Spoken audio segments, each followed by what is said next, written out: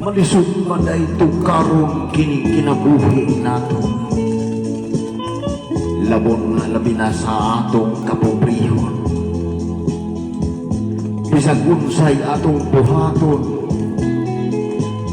ang tanaw sa isig kanaaw kanimo, imong pagkalinaton kay ikaw iyang pagkayang iran.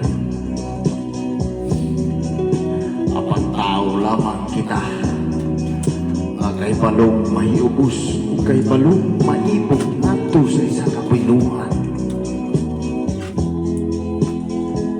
Ang matagtao mo binuhat nining kalibutan, dunay tagsa-tagsa ka mga dalang nga gisumay. Ug mao kini ang akong gisumay,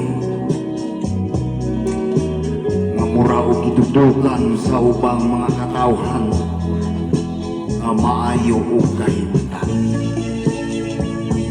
Wala ako'y labot ug nganong ingon ini ako, samtang nagpakabuhi ining kalibutan ka usa ka kabus. Wala tuguti nga mensahe sa kaparihas sa usa ka tawo maayo ug pamuyo. Ako na lang giantos ug ako na lang tan-aw ang usa ka matahong nga binuhat,